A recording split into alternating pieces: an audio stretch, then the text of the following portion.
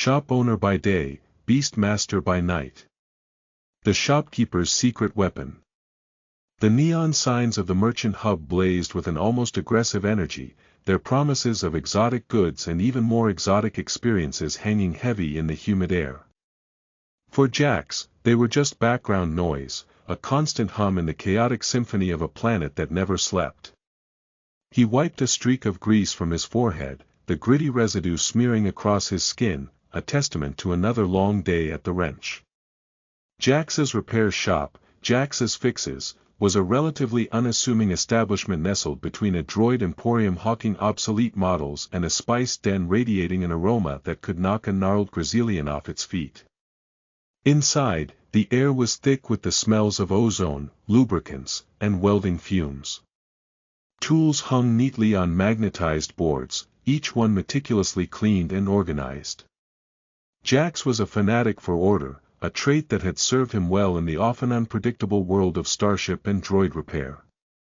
By day, Jax was the reliable, if somewhat laconic, mechanic. He could coax a sputtering hyperdrive back to life, rewire a malfunctioning personality matrix, and diagnose a fuel leak with nothing more than a sniff.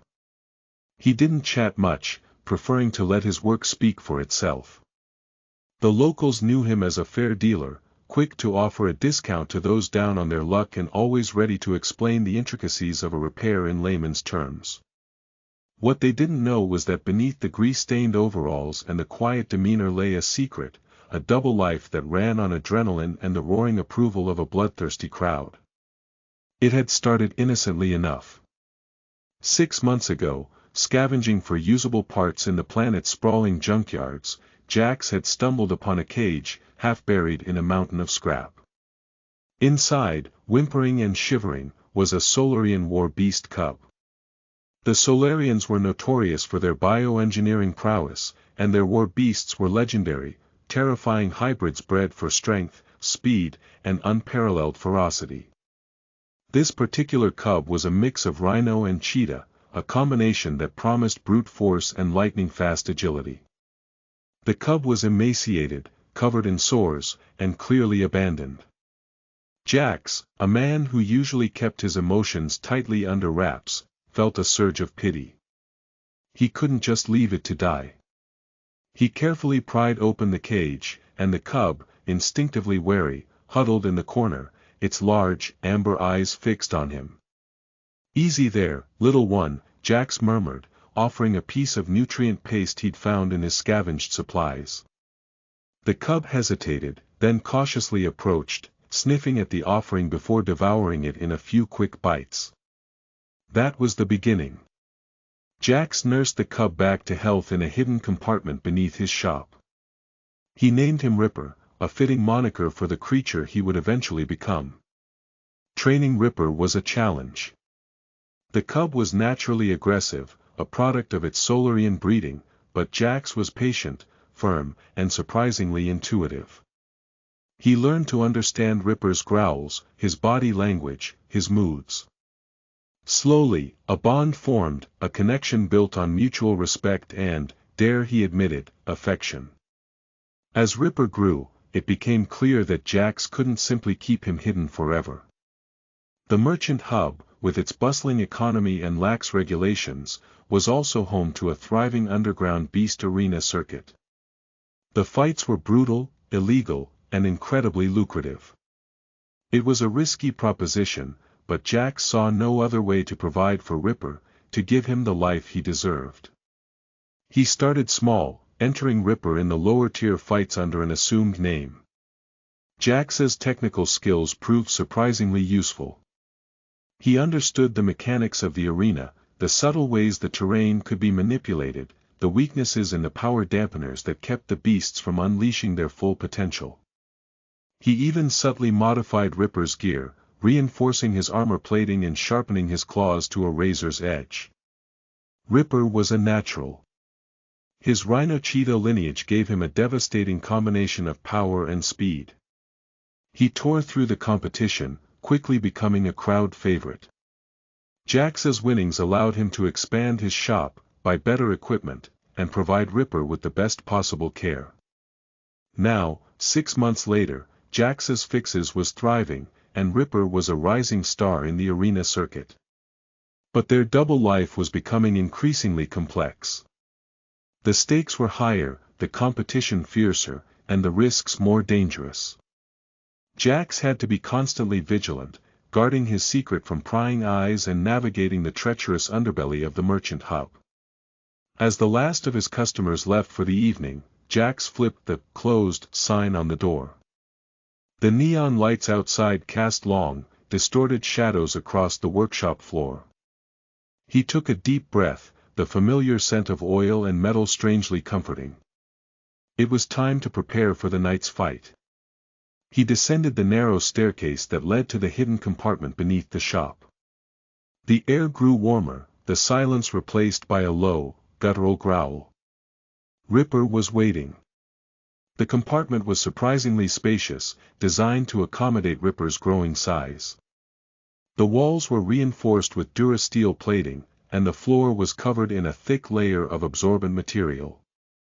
Ripper paced restlessly, his muscles rippling beneath his striped hide. He was massive now, easily weighing over a ton, his powerful legs ending in claws that could tear through metal. Jax approached him cautiously, placing a hand on his snout. Ripper responded with a low rumble, nudging against Jax's hand with his massive head. "Easy, boy," Jax said, his voice low and soothing. "Tonight's the night. Big fight. You ready?" Ripper let out a deafening roar that reverberated through the workshop above. Jax smiled. He knew the answer. The arena was a seething cauldron of noise and energy. The crowd, a motley collection of smugglers, gamblers, and thrill-seekers, roared with anticipation. The air was thick with the smell of sweat, ale, and cheap spice. Jax, disguised in a hooded cloak, led Ripper through the labyrinthine corridors beneath the arena floor. He could feel the adrenaline coursing through his veins, a familiar mix of excitement and fear. He'd learned to control it, to use it to sharpen his senses and focus his mind. "Remember the plan," Jax whispered to Ripper, though he doubted the beast understood the words. "Stay agile, use your speed. Wear him down." Ripper grunted in response, his eyes glowing with predatory intensity. They reached the entrance to the arena. The roar of the crowd intensified, a deafening wave that washed over them. Jax took a deep breath and released Ripper. The beast exploded into the arena, a blur of muscle and fur. The crowd went wild. Ripper was a star, and they loved him for his ferocity and his unwavering will to win. Tonight, Ripper was facing a particularly formidable opponent, a Grolak, a hulking, reptilian beast with thick armor plating and razor-sharp spines. The Grolak was known for its brute strength and its ability to withstand even the most devastating attacks. The two beasts circled each other, sizing each other up. The tension in the arena was palpable. Then, with a roar that shook the very foundations of the building, the Grolak charged. The fight was brutal. The Grolak was a tank, absorbing Ripper's attacks and retaliating with bone-crushing blows. Ripper relied on his speed and agility, dodging the Grolak's attacks and landing quick, precise strikes. Jax watched from the sidelines, his heart pounding in his chest. He knew that Ripper was at a disadvantage. The Grolak was simply too strong, too durable. He needed to find a way to even the odds. He scanned the arena, his eyes searching for an opportunity. He noticed a loose panel in the arena wall, a minor structural weakness that had been overlooked by the arena maintenance crew. It was a long shot, but it was the only chance he had. He subtly activated a remote control device he had built into his glove. The device sent a signal to a small explosive charge he had planted behind the loose panel earlier in the day, a calculated risk he had taken before the fight. The explosion was small, but effective. The loose panel shattered, creating a cloud of dust and debris that momentarily blinded the Grolak. Ripper seized the opportunity, leaping onto the Grolak's back and tearing at its neck with his razor-sharp claws. The Grolak roared in pain and fury, thrashing wildly. But Ripper held on tight, his claws digging deeper into the Grolak's flesh. Finally, with a sickening crunch, the Grolak collapsed to the ground, defeated. The crowd erupted in cheers. Ripper stood over his fallen foe, panting heavily, his fur matted with blood. He had won. Jax rushed into the arena, his heart filled with relief and pride. He placed a hand on Ripper's snout, and the beast nuzzled against him affectionately. They had done it. They had survived another night in the arena. But Jax knew that their double life was becoming increasingly dangerous. He couldn't rely on luck and ingenuity forever. Sooner or later, their secret would be exposed, and the consequences could be devastating. As they left the arena, disappearing back into the shadows, Jax made a vow. He would find a way to escape this life, to create a safe haven for Ripper, a place where they could live in peace, without fear of exposure or danger. He just didn't know how he was going to do it. The following weeks brought a mix of success and increasing pressure. Ripper continued his winning streak, climbing to the top of the arena rankings. Jax's fixes flourished, drawing in a steady stream of customers impressed by his reputation for quality work and fair prices. He even hired a young Togruta mechanic named Lyra, a bright and eager apprentice who quickly proved her worth. But the higher they climbed, the more attention they attracted. Rival arena owners began to take notice, their eyes filled with a mixture of envy and suspicion. Smugglers approached Jax, offering lucrative deals to use Ripper as muscle for their illicit operations. And the local authorities, ever present but usually indifferent, started asking questions about Jax's sudden success. One evening, as Jax was closing up the shop, a shadowy figure emerged from the alleyway across the street. He was tall and imposing, clad in a dark cloak that concealed his features. Jax recognized him instantly, Krell, the owner of the Colosseum, the largest and most prestigious arena in the merchant hub. Krell was a ruthless and powerful man, known for his brutal tactics and his unwavering ambition. Jax, Krell said, his voice a low growl. I've been watching you. And your beast. Jax tensed, his hand instinctively reaching for the wrench hidden beneath his workbench. What do you want, Krell? I want Ripper, Krell said, his eyes gleaming in the dim light. I want him to fight in my arena. I'm prepared to make you a very generous offer. Jax shook his head. Ripper's not for sale. Krell chuckled, a cold and menacing sound. Everyone has a price, Jax. Think about it. The Colosseum can offer Ripper opportunities he can only dream of. Fame, fortune, legions of adoring fans. I said no, Jax replied, his voice firm. Now get out of here. Krell's smile vanished, replaced by a look of cold fury. You're making a mistake, Jax. A very big mistake. You can't protect him forever. Sooner or later, he'll be mine. Krell turned and disappeared back into the alleyway, leaving Jax standing alone in the dimly lit shop. He knew that Krell's threat was not an idle one. He would stop at nothing to get what he wanted. Jax had to find a way to protect Ripper, to keep him out of Krell's clutches. He spent the next few days racking his brain, trying to come up with a plan.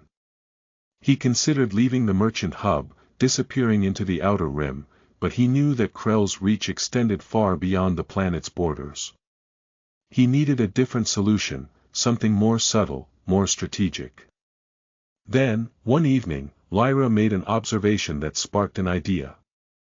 She was working on a malfunctioning droid, carefully examining its circuitry. You know, she said, these droids are surprisingly vulnerable. A well-placed EMP could disable them completely. Jax's eyes widened. That was it.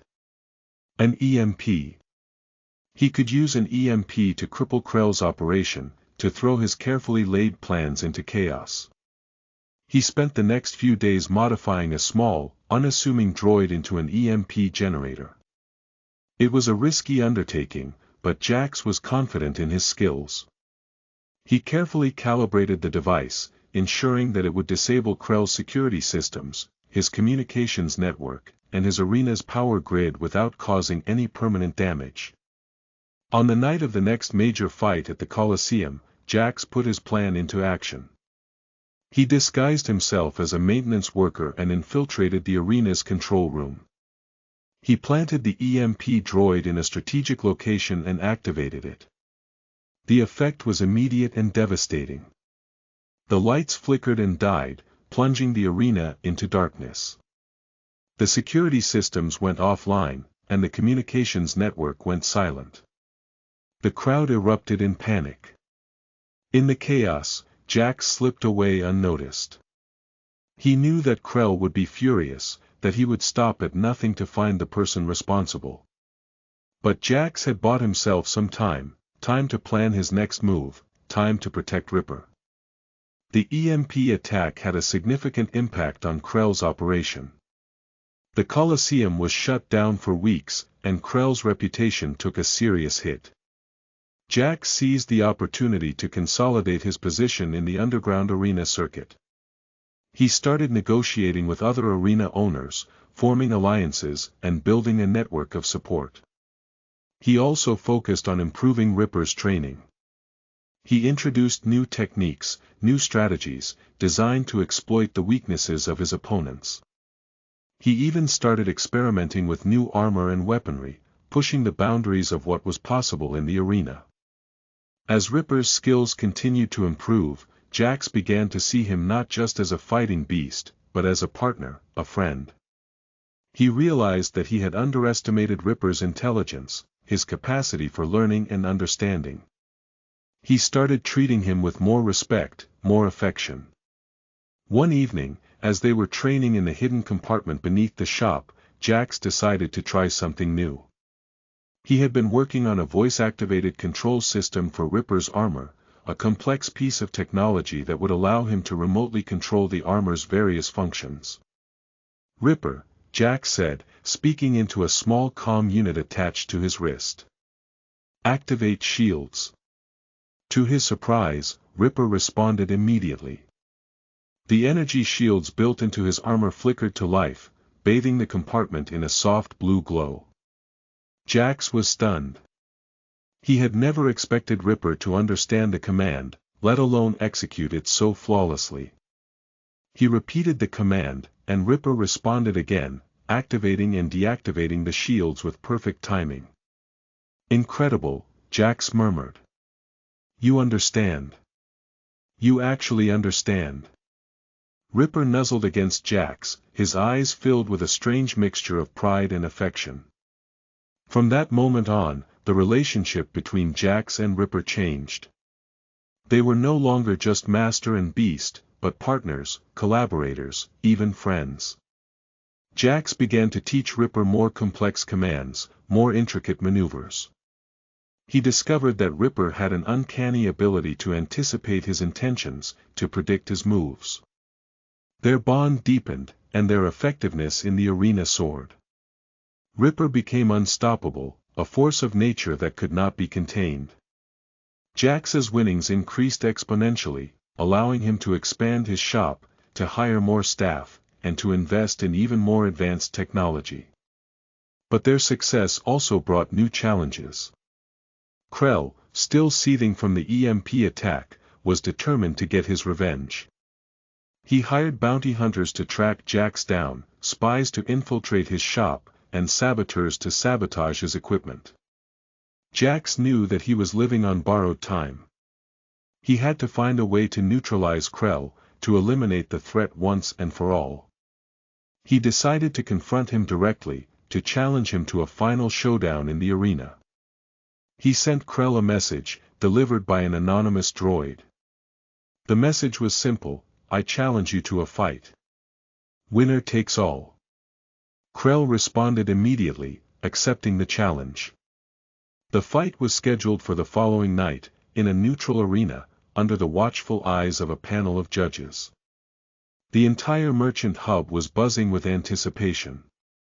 The fight between Jax and Krell was the biggest event in the history of the underground arena circuit. The stakes were higher than ever, and the outcome was uncertain. On the night of the fight, the arena was packed to capacity. The crowd was a sea of faces, a mixture of anticipation, excitement, and fear. Jax, accompanied by Ripper, entered the arena to a thunderous roar. Krell was already waiting, standing in the center of the arena, his face a mask of cold fury. He was flanked by two heavily armed bodyguards and accompanied by his own war beast, a massive, cybernetically enhanced Gorillion. The Gorillion was a terrifying creature, its body encased in thick armor plating, its limbs augmented with powerful hydraulic actuators. It was a formidable opponent, a match for Ripper in both strength and ferocity. The two beasts circled each other, sizing each other up. The tension in the arena was palpable. Then, with a deafening roar, the Gorillion charged. The fight was brutal, a clash of titans that shook the very foundations of the arena. Ripper and the Gorillion exchanged blow after blow, each attack more devastating than the last. Jax watched from the sidelines, his heart pounding in his chest. He knew that this was it. This fight would determine his fate, his future, his very survival. He noticed that the Gorillion was relying heavily on its cybernetic enhancements, using its hydraulic actuators to deliver devastating blows. He also noticed that the Gorillion's armor plating was not as strong as it appeared to be, that it had several weak points that could be exploited. He whispered a command to Ripper, using the voice-activated control system. "Target the hydraulics," he said. "Focus on the joints." Ripper responded immediately, shifting his attack to the Gorillion's limbs. He used his speed and agility to dodge the Gorillion's attacks and to target the weak points in its armor. The Gorillion roared in pain and frustration, its movements becoming increasingly erratic. Its cybernetic enhancements were failing, its hydraulic actuators sputtering and failing. Finally, with a decisive move, Ripper leaped onto the Gorillion's back and tore at its neck with his razor-sharp claws. The Gorillion collapsed to the ground, defeated. The crowd erupted in cheers. Jax rushed into the arena, his heart filled with joy and relief. He placed a hand on Ripper's snout, and the beast nuzzled against him affectionately. They had done it. They had defeated Krell, eliminated the threat, and secured their future. Krell, defeated and humiliated, was led away by his bodyguards. He glared at Jax with hatred in his eyes, but Jax was no longer afraid. He had proven himself, he had earned his place, and he had nothing left to fear. In the aftermath of the fight, Jax's reputation soared. He became a legend, a symbol of hope for the downtrodden and oppressed. He used his newfound influence to clean up the underground arena circuit, to eliminate the corruption and violence that had plagued it for so long. He also used his wealth and resources to create a sanctuary for war beasts, a safe haven where they could live in peace, without fear of exploitation or abuse. He named it Ripper's Refuge, in honor of his loyal companion. Jax continued to run his repair shop, but his priorities had changed. He was no longer just a mechanic, but a protector, a guardian, a champion of the underdog. He had found his purpose, and he had found it in the most unexpected of places, in the heart of the merchant hub, in the underground arena circuit, in the bond between a man and his beast. Years passed. The merchant hub changed, as planets always do. Jax's fixes became a landmark, known not just for its quality repairs, but also as a place of refuge and second chances. Lyra, now a master mechanic herself, ran the shop with quiet competence, upholding Jax's high standards. Ripper, though still possessing formidable strength, had mellowed with age. He spent his days roaming the sprawling grounds of Ripper's Refuge, a majestic figure overseeing his domain. He was a symbol of hope, a living testament to the power of compassion and understanding. One evening, as the sun began to set, casting long shadows across the refuge, Jack sat beside Ripper, watching the younger war beasts frolic in the fields. He stroked Ripper's snout, marveling at the bond that had formed between them. "We did it, old friend," Jack said, his voice filled with emotion. "We found our place, our purpose." Ripper nudged against Jack's, his eyes filled with a quiet contentment. Suddenly, a young Tigruta girl, no older than 10, approached them cautiously. She was clutching a small, injured loth cat in her arms, its fur matted with blood. "Please, sir," she said, her voice trembling. "Can you help him? He's hurt bad." Jack smiled, a warm and genuine smile that reached his eyes. He gently took the loth cat from the girl's arms, examining its injuries. "Don't worry, little one," he said. "We'll take care of him. We always do." He looked at Ripper, and Ripper looked back at him, their eyes meeting in a moment of perfect understanding. Their journey had been long and arduous, filled with danger and uncertainty. But they had persevered, they had overcome every obstacle, and they had found their happy ending. They were no longer just a shop owner and a beast, but something much more, a family, a community, a symbol of hope for a galaxy in need of healing. And as long as they had each other, they knew that they could face any challenge, overcome any adversity.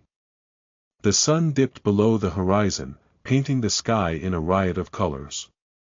Jax and Ripper sat together in the fading light, watching over their sanctuary, their home. They were at peace. They were content. They were finally free. Their legacy would live on, a testament to the enduring power of kindness, compassion, and the unbreakable bond between a man and his beast. They had started with nothing, with a discarded cub and a humble repair shop, but they had built something extraordinary. They had created a sanctuary, a haven, a place where the forgotten and the misunderstood could find hope, belonging, and a second chance at life. And in the vast, chaotic expanse of the galaxy, that was a victory worth celebrating.